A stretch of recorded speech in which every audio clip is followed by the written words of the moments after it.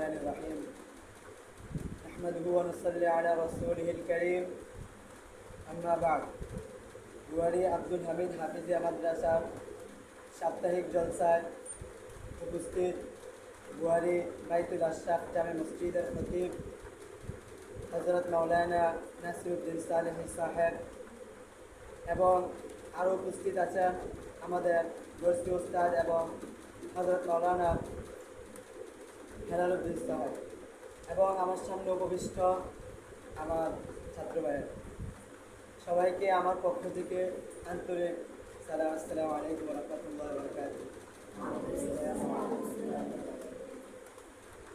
আজকের আলোচ্য বিষয় হচ্ছে চুরি।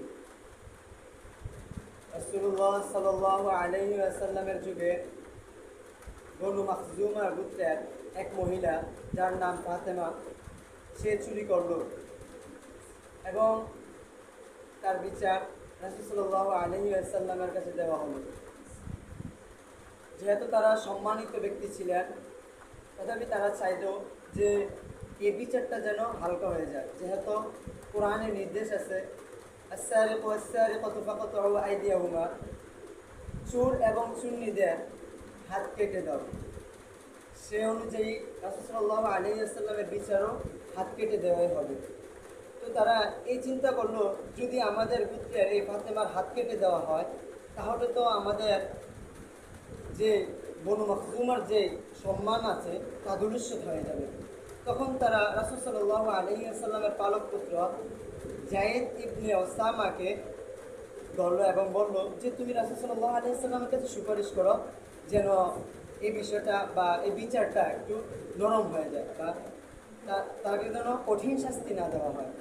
তখন সে রাসূল সাল্লাল্লাহু আলাইহি ওয়াসাল্লামের কাছে সুপারিশ করল। তখন রাসূল সাল্লাল্লাহু আলাইহি ওয়াসাল্লাম অনেক রাগান্বিত হয়ে গেলেন এবং বললেন, হে ওসামা, তুমি কি আল্লাহ তাআলার বিধানকে অমান্য করতে চাইতেছ? হে ওসামা, আল্লাহ তাআলার বিধান যেটা সেটাই আমি করব। যদি আল্লাহর কসম, যদিও আমার মেয়ে ফাতেমা এই কাজটা করত তাহলে আমিও তাকে একই শাস্তি দিতাম।